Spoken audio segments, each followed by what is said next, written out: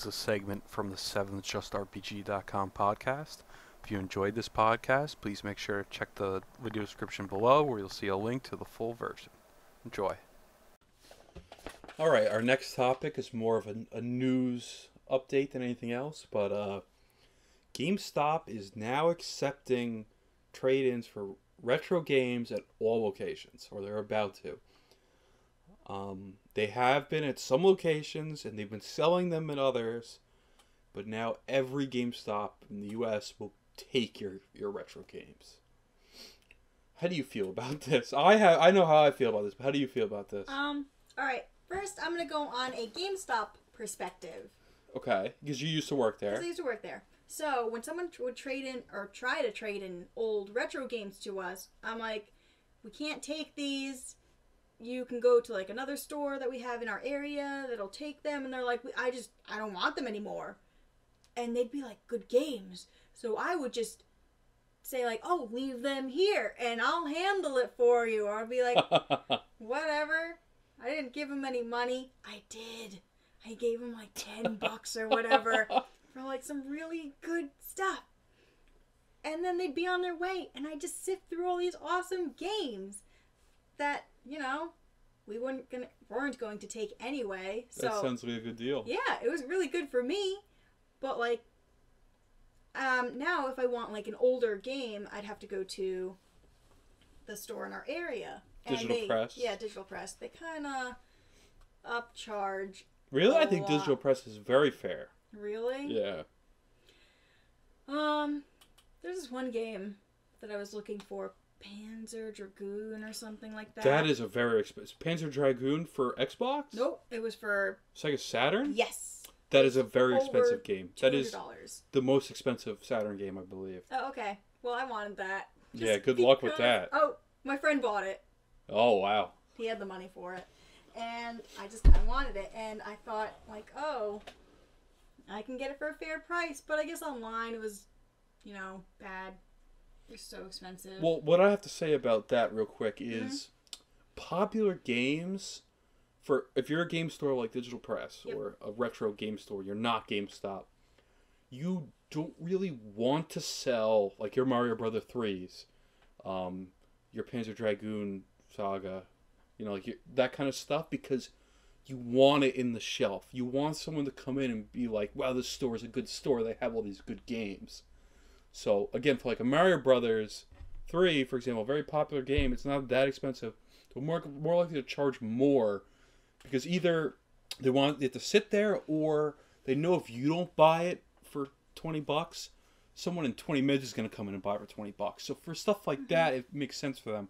I do find great deals there. I think they're more than fair on almost all their prices. Not anything I ever want.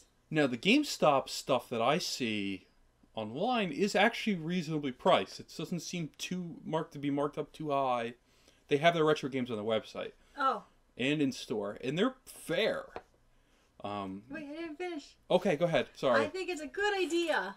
That way I could just go to GameStop now. And, I mean, their sections were like, ugh.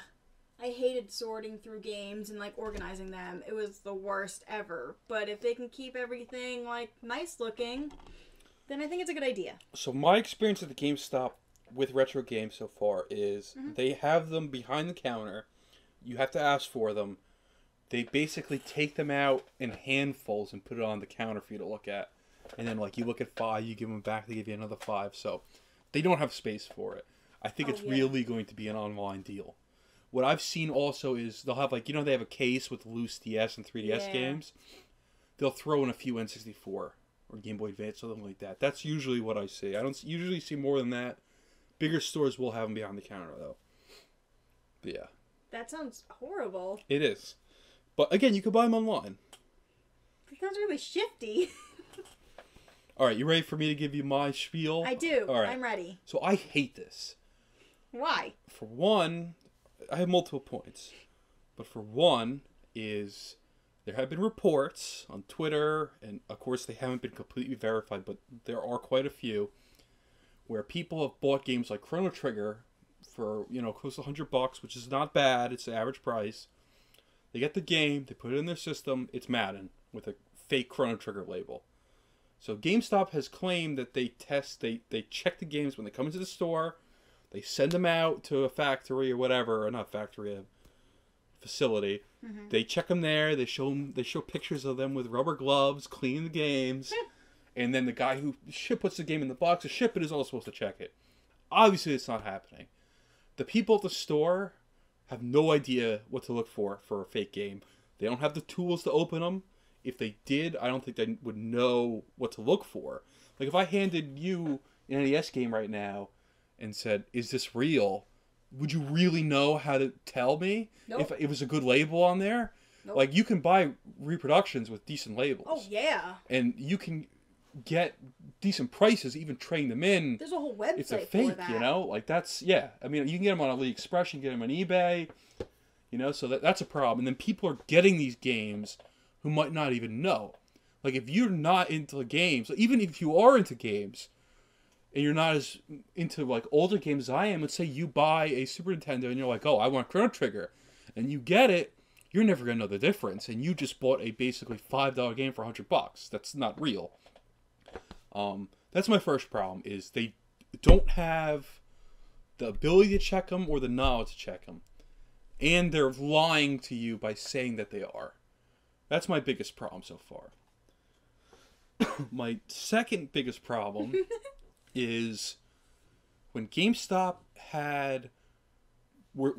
was still taking PS2 games, they basically had a factory, or not, I keep saying factory, they keep having warehouses full of PS2 games all over the place.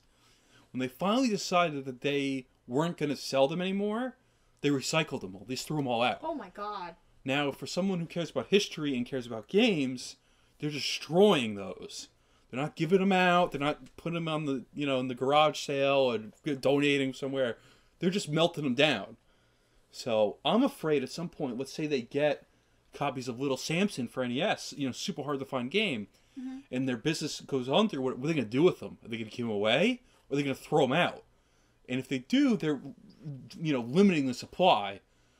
Also, if all these people are handing over their games to GameStop, they're not that's another topic. But yeah, I'm afraid that they're going to destroy them, or if they decide that this business model doesn't work out, they're going to get rid of them, and that scares me a lot. That's probably actually what I'm most scared of. Like, I can deal with fake copies, whatever, personally, but if they are destroying games, I'm not okay with that. I don't know what to say about that otherwise. But yeah, it's bad. That would be scary. Like, especially if they're getting rare games. Yeah. Yeah, like hard or anything. Any NES game. The games are 30 years old now. Mm-hmm. Oh, yeah. They haven't made them in 30 years, If they destroy, a crappy copy of, Solar Jetman or Anticipation, that's one less of each copy. Those games values are now going up when they shouldn't be. But all right, for my other point, point 3 is if people know not to buy them from GameStop, or if they aren't buying from GameStop, and people are trading them in still, now they're just going to a warehouse somewhere, and they're basically being taken out of circulation. So with a huge company like GameStop, it's not a flea market, it's not a local store. If they decide one day that they get 100 copies of Chrono Trigger in there, and they now decide they're going to sell for $200, that game is now $200. What is anyone else going to do about it? They have all the copies. I'm afraid that they might pull something like that as well. But that's kind of minor. My fourth point is... oh my goodness. It's basically, I want to support the local retro store. I think that's a kind of a niche that GameStop shouldn't be filling, and the retro store should. So I don't think they're going to go out of business because a lot of people know better, but I still would rather not have GameStop doing it. I'd rather give that business to the local retro game store. Or just put them back in circulation at a flea market or something, garage sale, Mm-hmm. Yeah, so that's my 4 cents right. on GameStop. Well, now, it could be done right. They could, do it, but I just don't have faith in them. I don't have faith in the business model. Because they're corporate and evil? I mean, they're owned by Barnes & Noble. I don't think they really care. Oh, yeah. Oh, no. Mm-mm. But yeah, that's how I feel about GameStop taking retro games. That makes me very sad now. Yeah, I don't know if a lot of people have thought about this. No, probably not.